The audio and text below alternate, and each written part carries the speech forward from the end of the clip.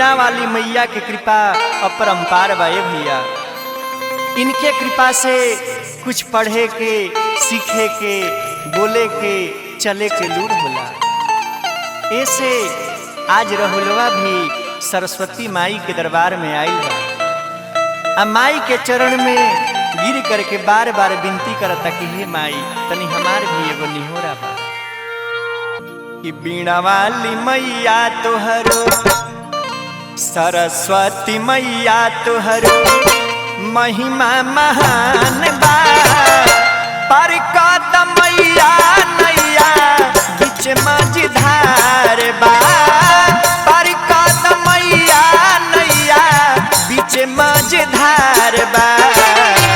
बीणा वाली मैया तोहरो महिमा महान बा, महिमा महान बा।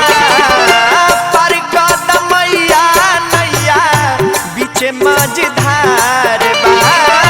पर कदम मैया है नैया बीच मझधार बा।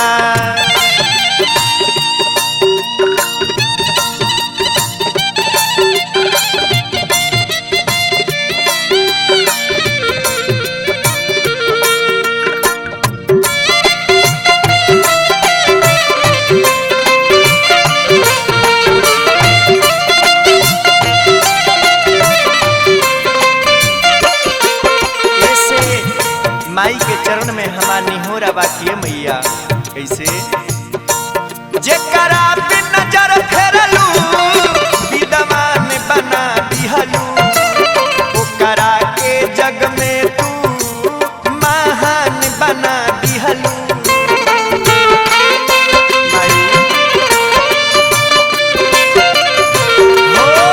जेकरा पे नजर फेरलू विद्वान बना दिहलू। ओकरा के जग में तू महान बना दिहलू। बुद्धि के विधाता राउर, बुद्धि के विधाता राउर विनती बार बार बार, विनती बार बार बार। पर करी हम मैया नैया बीच मझधार बा। पर कदम मैया नैया बीच मझधार बा। बीणा वाली मैया तोहरो महिमा महान बा, महिमा महान बा। पर कदम मैया नैया बीच मझधार बा। पर कदम मैया नैया बीच मझधार बा।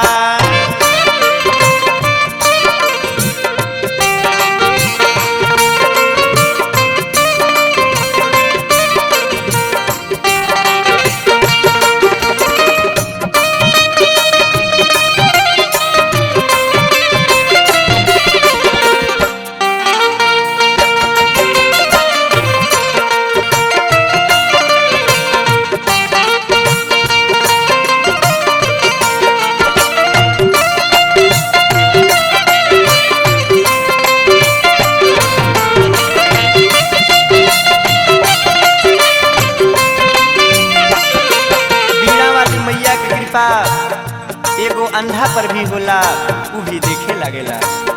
एगो लंगड़ा पर भी यदि होला उ भी दौड़े लागेला। ऐसे कहे के बाकी हे माई तनी कृपा कर। सुर ताल के ज्ञान न बा नहीं भक्ति जानी ले। तू माई हऊ हमार बस एतने मानी ले।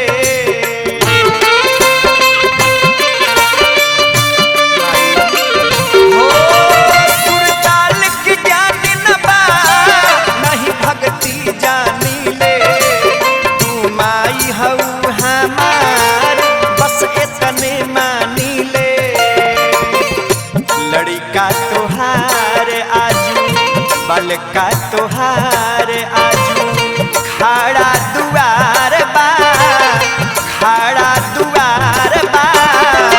पर कदम मैया नैया बीच मझधार बा।